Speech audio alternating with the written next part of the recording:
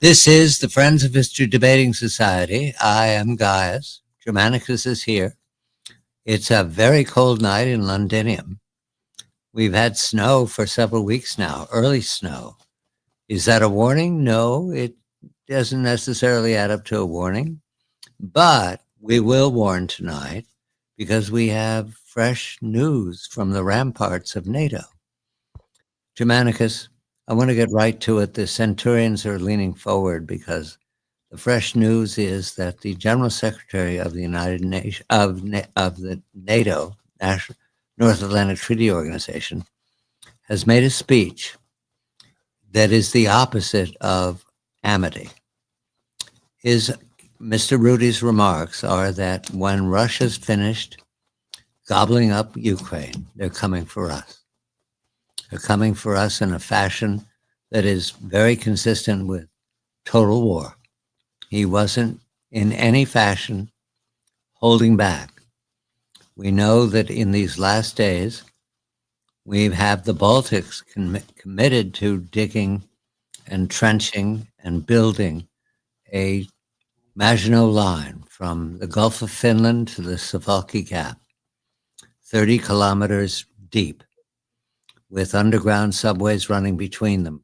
We can only guess at how much this is costing them, facing Belarus and Kaliningrad and Russia. We know that Estonia is already certain that the Russian-speaking population of Narva on the Gulf of Finland will go over to the Russians.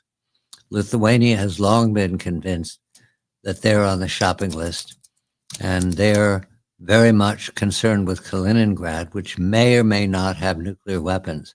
Belarus in front of Lithuania, we're told, and I've asked and asked and asked, it is confirmed. Belarus has nuclear weapons. The Russians were ambivalent about who controls them. However, all of this adds up to a very strange atmosphere for what we're told are continuing peace talks in Europe between the United States, Washington, Kyiv, representing Ukraine, and Moscow, said to be continuing this week. I bring this all up because there is no reason to believe that Russia is going to attack NATO. We don't have any evidence of it, except we have the assertion of the General Secretary and the agreement of the frontline states. It is an odd situation. There are they're not really rumors, they're logical mentions that Europe is ripe for yet another provocation, sometimes called the false flag operation. We had the destruction of Nord Stream 2. We've had dynamite placed on a line from Warsaw into Ukraine, railroad line. We have various reports of cyber attacks. We certainly have plenty of reason to believe that drones that drifted into Poland may or may not have been purposeful. All of this. And then we have Mr. Putin making remarks now and again about nuclear weapons. So I rush to this observation, not to be right, but to puzzle what NATO's war plan is here, saying they're going to be attacked. If it's rhetoric, there's a war team and it wants to continue the contest. If it's not rhetoric, what do they know that they're not telling us? Good evening to you, Germanicus. Good evening, Gaius. There are several things going on here in several different directions and embracing several different dimensions. One dimension, as you pointed out with the Baltics, is their preternatural fear, quite understandable given what Stalin did in gobbling them up in 1940 with no remonstrance from either the Nazi Reich or from the British-French Allied coalition. And so these tiny populations are terrified. And that helps to skew the European Union and the European side of NATO in the direction of paranoia. But that's relatively minor compared to the next two. And one of those, which is really central, is the crisis of elite authority in Western Europe and in the EU as a quote unquote governing institution. And the elites are threatened by the rise of what is termed far right populism, but which in reality is a desire to assert national identity and national purpose, and to respond to the unraveling of society in Europe, which we'll talk about, I think, shortly. And so the governments in Europe feel that they need an external crisis to give them the sort of deus ex machina intervention in terms of an authority that no one can gainsay, which would be to say, oh, we have an external existential threat, and therefore we must mobilize and you must do what we say. So this is very much, I think, at the foremost in European elite fears. The third area, though, is also rather remarkable, and that has been the very abrupt shift from the former imperial administration of Mr. Biden to that of the new emperor, Mr. Trump. And that has seen a kind of severing, washing of hands by the U.S. of Europe. And Mr. Trump's desire to not be entangled in the Ukraine fiasco and to be seen, if anything, as an impartial third party. And that means, of course, detaching the U.S. from Europe. And the national security strategy, which we discussed last week, really makes a very clear dividing line in civilizational terms, and thus in terms of fundamental identity between Europe and the United States. And here you see a large empire splitting. And one of the most resonant metaphors is the split that occurred with great finality in 395 with the death of Theodosius the Great, when the Roman Empire was forever split between an Eastern and a Western empire. And of course, the Western Empire, which is not only metaphorically but also literally Western Europe, is very much like the Roman Western Empire heading into the 5th century. It's very weak. It's full of alien peoples, which is the case with the Western Empire.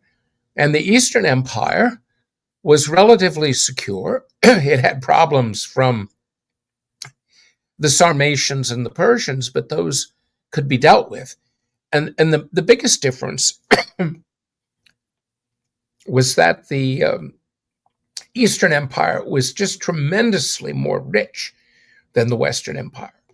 And this, of course, is true if you compare the United States to NATO Europe, because Europe, over the last 30 years, has seen its share of GDP decline by half compared to the United States. So when the EU was created, it had an equal GDP to the US. Now it's half that of the US. And this is essentially what was happening between the Western and Eastern empires in the 5th century. And the course that Roman emperors took is very similar to the moment of decision that we've seen over Ukraine, because the biggest problem the Western Empire had in the early 5th century to mid-5th century was the Vandalic kingdom. The Vandalic kingdom in North Africa held Rome and the Western Empire hostage. And so Emperor Leo in Constantinople made an effort to basically save the Western Empire by sending a great expedition and fleet to Carthage to overthrow the Vandalic Empire under Geseric, the Vandal king. And it failed. This was in 455. And that was the last time that the Eastern Empire, the wealthy really quite autonomously capable Eastern Empire tried to come to the rescue of the Western Empire while the Western Empire was still intact. Later, it would come in under Justinian and pick up the pieces in the West. That would be in the 6th century. But in the 5th century, after this abortive expedition to Carthage, which is very much like the abortive effort under Emperor Biden to succor Ukraine and assert dominance over Western Europe, after that failure, really a bigger strategic failure than we can yet recognize collectively, the Eastern Empire, Constantinople, pulled back and let the Western Empire off on its own. And I think this is what's happening now. And the sound and fury of Mr. Rutte's speech and the eruptions from other European so-called leaders are really right out of the Macbeth soliloquy, full of sound and fury, signifying nothing. And their effort is all the more desperate because they know they can't deal with an actual head-to-head with Russia, and yet they need to do something to stay in power. And the more that they push for a confrontation with Russia, which they, of course, can't take to war, but a confrontation that might create a sense of crisis comparable to the original Cold War that would cement their position in power, allow them to invoke emergency powers at home, and thus nix any political electoral surge by the so-called far right. They have to go down that course, and they will beat the drum just as loudly as they can, and they will attempt to pull off false flags to basically sink any possible U.S.-Russian agreement over Ukraine. And they want to keep America entangled with Europe. That would be the effect. You've just said it. That they don't want war. They want us not to leave, so that they can continue their machinations without paying for it. That's right, and it's getting to a point of caricature, because in the recent meeting the other day in Berlin, on one side were the American team, negotiating team, and on the other side were all the European leaders sitting next to Mr. Zelensky. And there couldn't be a more eloquent tableau of a divide. And that divide is increasing, and unfortunately, they can't leverage someone like Mr. Trump, because he's gone off in a different direction in the Americas. And that is, in many ways, I think, a misdirection to dynamically move the U.S. out of Europe. 1916, Christmas. Wilson was put forward as an arbiter between Berlin and London. Mm-hmm. London wouldn't talk. Right. House went over, London wouldn't talk. Then he went on to Berlin, and Berlin says London won't talk. Okay, 1917, the Zimmerman telegram, the presentation to Congress, the declaration of war. Right. 1917. After the war, after Wilson collapsed, after the rejection of the Versailles Amnesty Treaty, ceasefire, it was not in any fashion sinister. People just came forward and said, we were lied to, and they owe us money. And it took all during the 1920s to get anything out of Europe to repay the debt to America. Right. And America swore never again. 1936, the Rhineland. Hitler marches in. If the French had shown a platoon on those bridges, right, Hitler would have collapsed. The the Landswehr was ready to take him and move him out the window.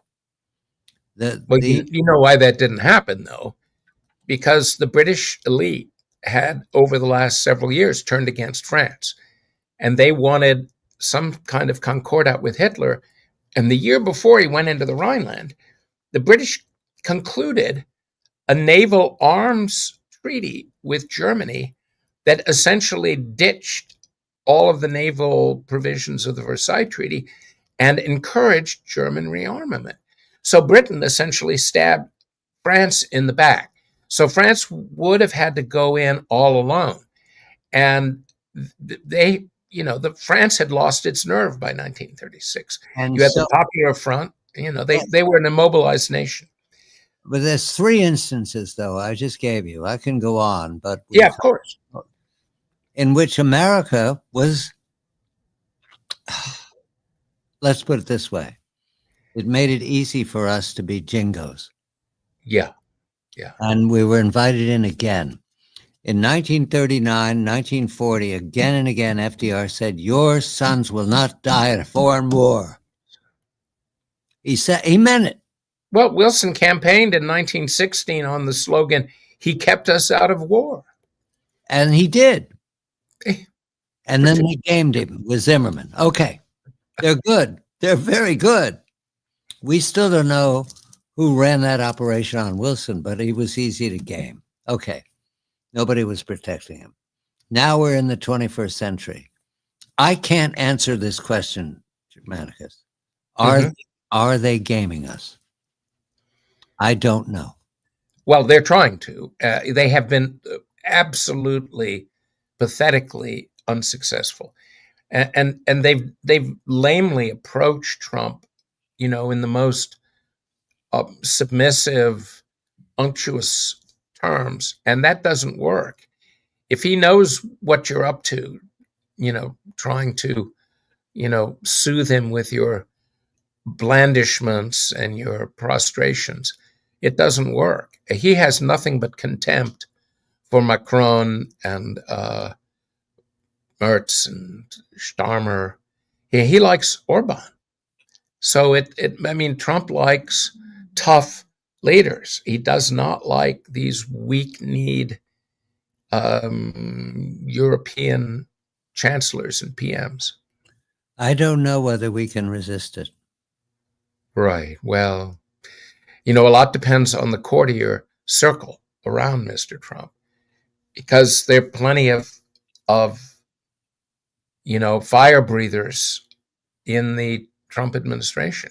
And I think what Mr. Trump is doing, and I hate to impute to him some larger, 3D chess contemplation, but I think by distracting the war crowd with Venezuela, he deflects their attention from Ukraine, and we'll see. I just don't think there's so much available with a deal with Russia. Russia desires nothing more than to rejoin the world order and to be a player again.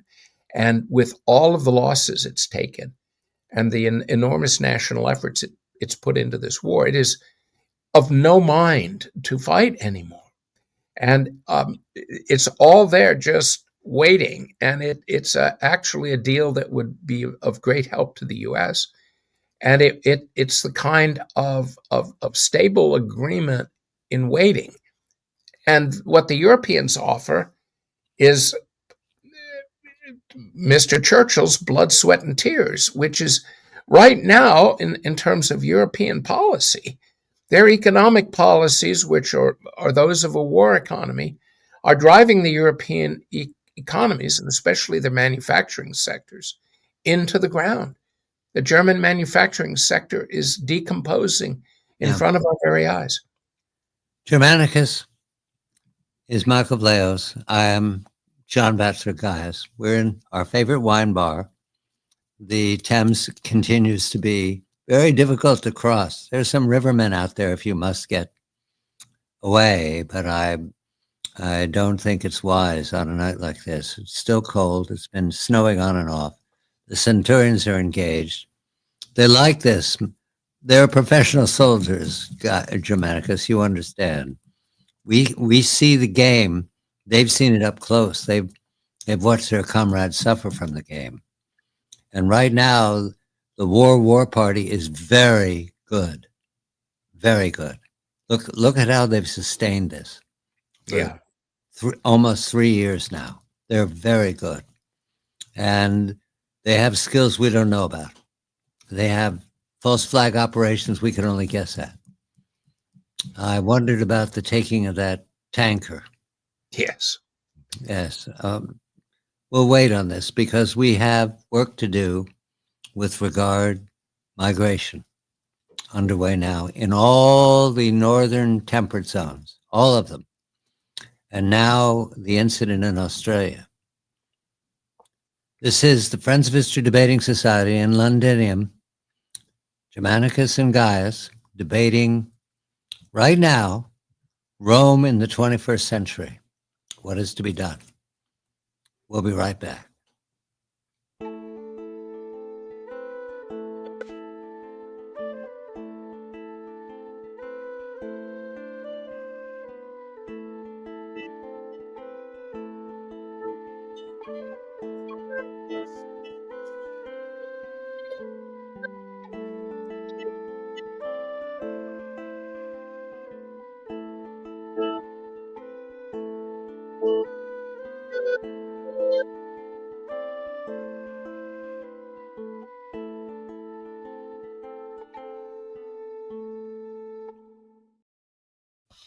This is the Friends of History Debating Society. I'm Gaius. Germanicus is here. We've been despairing that we don't know the whole game. We've seen it before, the pattern, engaging America to fight Europe's wars. We turn now to another subject, which is also weighing on Europe, but it weighs on the US, it weighs on all the North Temperate Zone, which is the great migration underway from the global south to the global north. Maybe it's climate, maybe it's just the epoch for migration. But again and again, you see the pattern, and so you want to respond to it. There's been a tragedy in Australia. We don't have all the facts. We have enough to say that this is not going well. There are many dead, a lot wounded. It appears to be, at this point, a terrorist operation. That's all the Australian authorities have said. We have also an incident in Providence, Rhode Island. We don't have the facts. We also have incidents these last days of the Somali refugees who were invited to America by several presidents and sustained themselves in several states, Maine and Minneapolis and Minnesota. We also have news from Europe routinely about disturbances in the body politic because of violence and migration, because of people pockets out saying we can't afford this. France watches migrants leave its beaches and cross the English Channel, and the UK says, cut it out. Italy is weighed down because it's one of its out islands is very close to North Africa, and that's the transit route for the human smuggling. I could go on. There's no reason to belabor it because what we have is a uniform problem for developed, sophisticated, rich nations who do not want to pay for what's going on. Sometimes they can, sometimes they can't, but they do not want it. And they're watching what is going on by Emperor Trump and his promise to the American people that he will enforce the law. That's the way they put it, which means, of course, deporting millions of people. We're told 2.5 million have self-deported. That means that they're without reason to be here, without legal means to stay here, and they've gone back to where they came from initially. We have resignation on the part of one party that vouchsafed the great rush to the border, so much so that on the front page of the New York Times, above the fold, was an article blaming the Biden administration for letting in millions of people without vetting them. Blaming the New York Times. And you think to yourself, yes, all right, where are we going with this? I don't know, Germanicus. I don't know where we're going. Trump is going to continue the orders of the American people. He's serving the will of the people. We want them out. ICE is continuing to do its job despite the harassment. I do not know about the Democrats. I do know the Republicans are supporting it. I do know that the American people are supporting it. The deporting of people who came here without invitation, without legal means, sometimes without English, and they've taken up residence as if they live here. Well, they do not. They're visitors, and visitors are being asked to leave.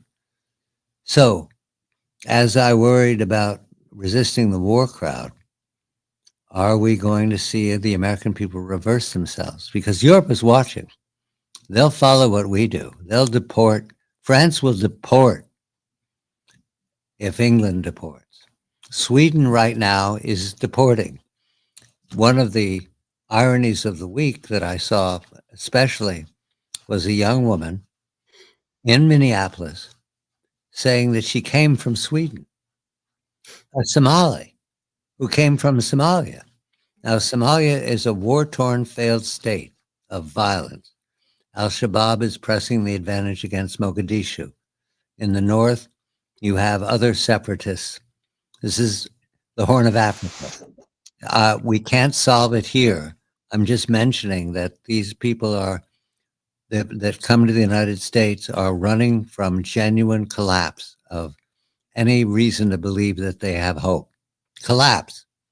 But we can't solve it. And by taking in millions of people who don't have English, they don't have any consistent understanding of the American culture, they don't have so much. We're weighing down the culture that does work here and in Europe and in Australia. We're weighing it down. I'm not going to get out of this with a happy ending, Germanicus. I'm just saying that it's building, just the way it built in the Roman Empire. You made that remark about the West. It was so cut up by the time that they counterattacked. The Vandals were Christians. They were not pagans. They were Christians, but they established themselves in North Africa, and that was it. There was no taking it back. The Roman Empire in the West was broken. Rome went from what? Several million people, maybe 1 million people, down to about 10,000 by the year 1000 AD. That can happen to New York, Germanicus. Do you believe it? Well, let's talk about the comparison because it's a useful one. I think the key here, and it's a dynamic key, with any kind of migration is what the anticipated terms of integration are on the part of the migrants.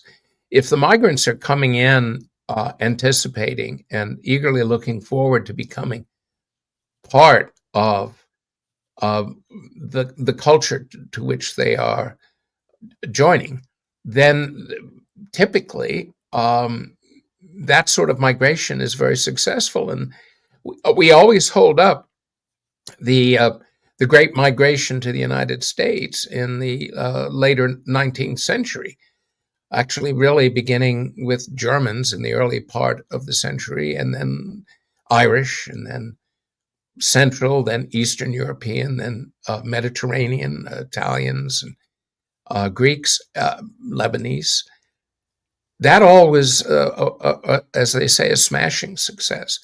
But if a group comes in as a cohesive tribal identity of its own, and it need not be a tribe in the narrow sense, like the Germanic tribes that came into Rome, it can be a more universalistic tribe, like Muslim migrants, who nonetheless want to create cohesive, dominant Muslim communities in the West, and they have done so. And that is because if you are an observant Sunni Muslim, there is no other path for you. You have to attempt to assert the rule of Islam wherever you go. And this is quite clearly happening in major parts of Western Europe, and even in the United States, although they're much smaller communities. But what they seek is to fulfill their duty as observant Muslims. They're not jihadis, but they want to create a world that is run by Sharia law. And there is no pathway toward assimilation if they come in as a body. If they come in as individual people, that can be a very different prospectus. But this isn't what's happening. When you get large groups, they're coming in. You see, as you can in Sweden and Britain, the Netherlands, you get what used to be called pejoratively ghettos. You get neighborhoods that are no-go zones in which a smaller version of their world back home is created. Now, this happened in the U.S. You had Chinatowns in major cities. You had Little Italy, for example, in New York, Pole Town up near Detroit, for example, Hamtramck. But these were temporary, and they were based on cultural affinity, not on the kind of religious, ideological binding that you see with the Sunni Islamic community. And it's interesting to compare it to the Western Roman experience, because the different groups behave differently. So, for example, the Franks were Roman allies who held the line in northern France and wanted nothing more than to become Romans. The same is true of the Visigoths, who wanted to become Roman. How do we know they wanted to become Roman? Well, who speaks Visigothic or Frankish or they all very quickly came to speak French. All we have of them to remind us of their origins are names and place names. But the fact is that they assimilated rather nicely. The Vandals, in contrast, were Arians and thus heretical and had no desire to assimilate. And the truth is, they were a relatively small tribe. What they did is they came in and they kicked out the Roman elite in Carthage and Hippo, and they inserted themselves as the new elite. Well, that made it relatively easy when the Byzantines returned under Belisarius in the 6th century to beat them in battle and then round them up and just simply take the wealthiest and put them on nice estates in Asia Minor and then sell the rest into slavery. So they could get rid of the Vandals. But these were different propositions. And so again, for example, when the Slavs inundated the Balkans in the 7th century, they completely wiped out the Roman civilization in the Balkans, and the Byzantines had to slowly reclaim it. And the only way they could do so was by converting the Slavs either to becoming Orthodox and Greek speakers in the area that's now Greece, or farther north, like Bulgaria and what would become Serbia, of making them Byzantine in cultural terms and Orthodox, even though they retained their own languages.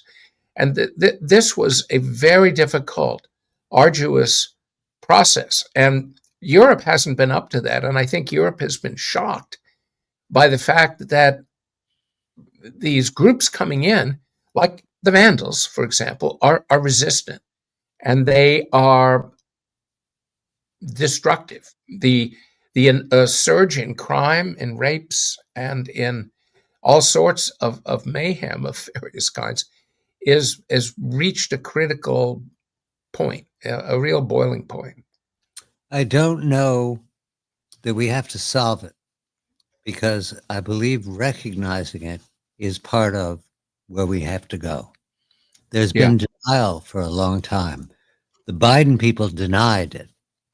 And maybe they were convinced when the New York Times said you made a mistake. Maybe. Maybe they'll be back. I don't know. We remember, I remember thinking as we were watching the border completely open, and I saw that reporting with Jan out of the Darien Gap. Yeah. It was as if you knew that this was wrong-headed. You knew it was going to end badly, but everybody went along with it. So who were you to raise your voice? And, they had a very easy way of canceling somebody under Biden. We called it the cancel culture. You'd simply call them a name, and that would be it. And if you objected, you better be from the right group to object.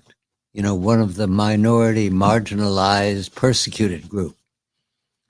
And that became commonplace. Now it's gone, as if it never was here. It's amazing. I'm recovering and thinking, didn't that really happen?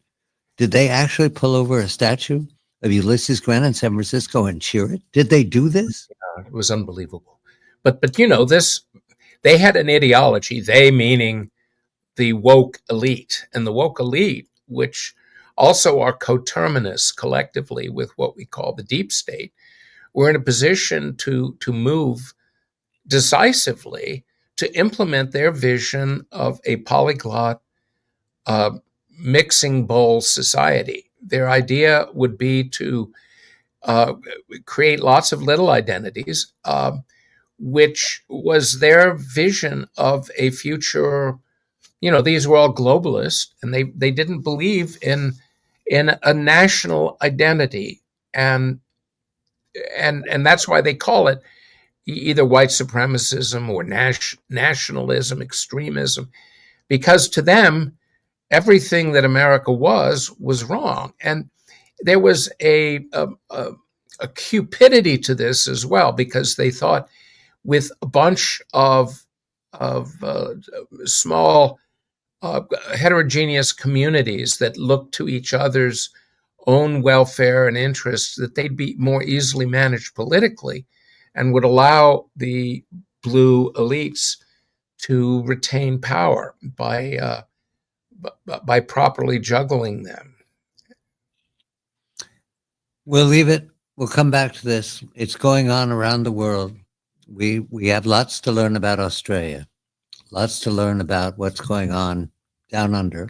Australia is an economy and a state and values very similar to what the U.S. has, very similar, strikingly so.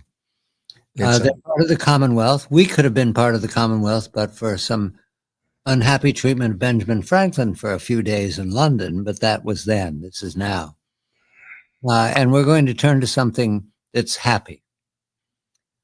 In the last days, I had an opportunity to see a video clip of Emperor Trump being greeted by the Army-Navy game on the field for the flip of the coin.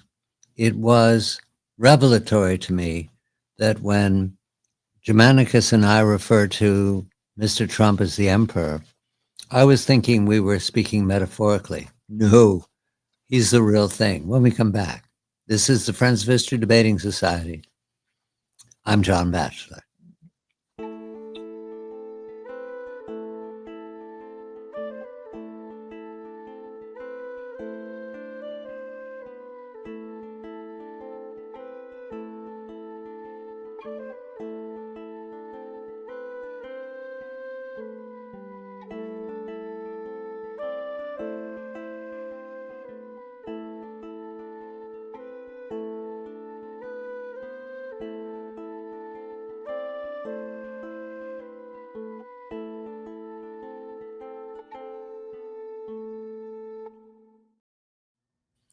This is the Friends of History Debating Society.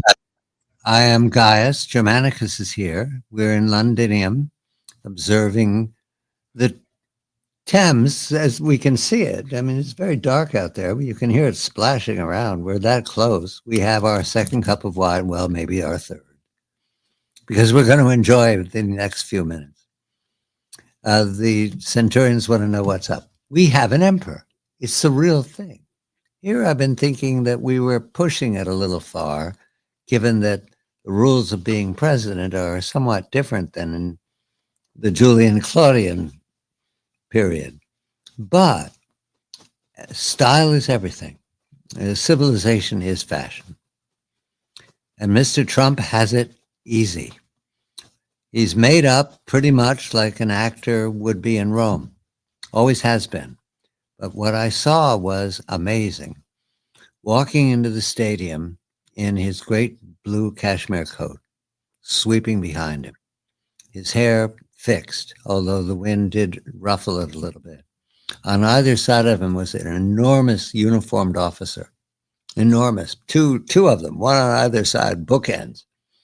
And they were walking up the field to the flip of the coin.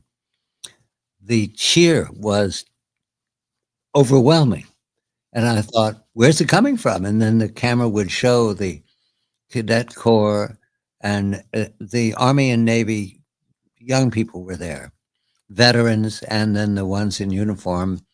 And the midshipmen were cheering, the cadets were cheering, the team was cheering. As far as I could tell, the GOAT was cheering, and everybody was cheering.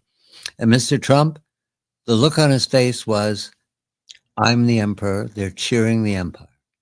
They're cheering where we are right now. And I was convinced. For that moment, I was convinced. It's ceremony that did it. There's nothing particular to Mr. Trump's biography that says that that cheer was genuine, but I saw it. And I saw the smile on the face of the referees who were there to cheer and flip the coin. It was convincing. And here's what I was convinced by. We are, right now, the United States, everything Rome was right now. We have the emperor. We have the talent. We have the money. We have the confidence. We have the military. We have two oceans. We have a population that is well learned. We're about to watch the greatest transfer of assets in the history of the solar system from the boomers to the millennials, who will be enormously well-to-do, and they're not going to give it up. So all the worrying that Germanicus and I managed to do tonight was swept away for just a moment when I saw Mr. Trump walk on the field. Germanicus, he's very good. Well, he is the emperor.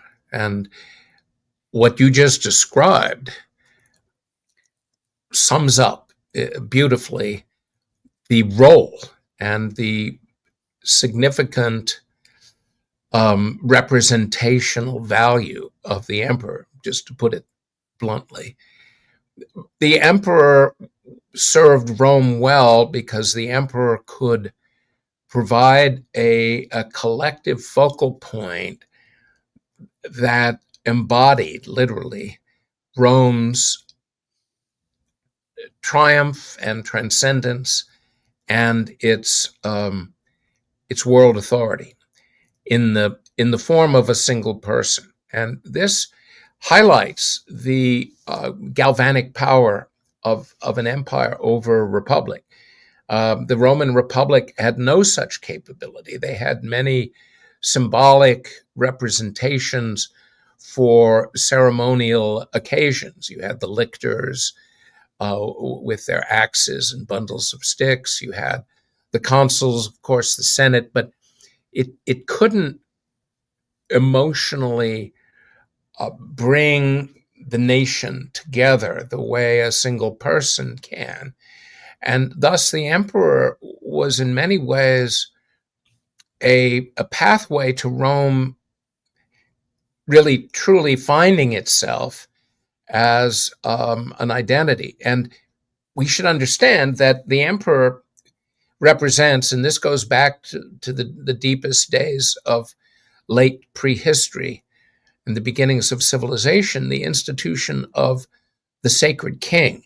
And sacred kingship is a way in which everybody can feel somehow embodied in the person of the sacred monarch, in this case, the emperor. And the emperor is able to summon everyone together. And this is a kind of a mystical thing, and yet it is essential to the working of a nation.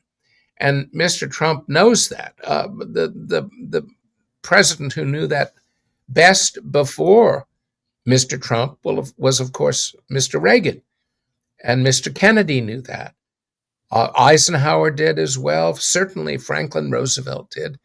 This was a quality that began with George Washington. And of course, he was America's first and greatest sacred king. And this is a way in which you can, through ceremonial, bring the nation together.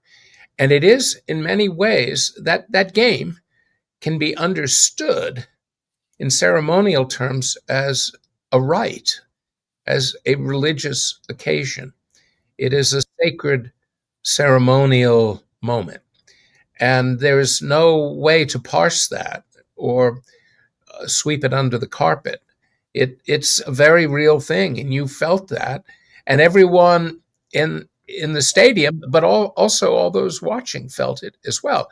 And this was something that Roman emperors would do. And it seems to me the primary purpose of the Colosseum and then the Circus Maximus and the chariot races was to bring a really significant portion of Rome's population together in one place at the same time, where the emperor could be seen by everyone and would behave in ceremonial terms just as Mr. Trump did yesterday. And this is an interesting twist because everyone's seen the movie Gladiator, if not its pathetic sequel. The emphasis on the emperor presiding over bloody gladiatorial contests gave way with the arrival of Christianity, and it quickly fell out of fashion in Rome and was succeeded by the chariot races in the Circus Maximus, but then even more grandly in Constantinople in the Hippodrome. And the sort of melding of the emperor and the people, and of course the Senate, in the same place at the same time was a very powerful ritual occasion. Of course, the ostensible reason was the chariot races, but these were ultimately no gain. And increasingly, of course, the chariot races took on a political significance, as we all know, leading up to the Nika riots, where you had essentially political factions represented in the four colors of the chariot races, red, blue, green, and white. And that indicates that these games had a political significance, but even above the political significance, a kind of ritual importance, because every occasion that the citizens, the Senate, and the emperor were there together was a kind of apotheosis of identity itself. Germanicus is Michael Vlahos. I am John Batchelor Gaius. We're in Londinium. We're going on to Augustus to sacrifice to the great god. There's no theater tonight. It's too cold. There's snow everywhere.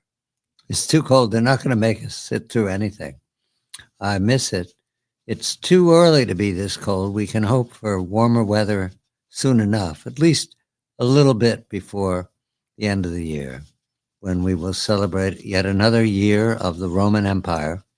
And in the 21st century, the Americans, though they are uncomfortable with it sometimes, though the people in the United States right now listen to voices of dissent who deny what I saw in the stadium. They deny that it's real. It's very real. Take a look at the video. You'll get it right away. And if you don't get it, did you skip your education? Did you miss out on that part where they took on the British Empire and won? Michael Vlahos, John Batchelor, Londinium, live in a cold evening We'll be back next week. Thank you.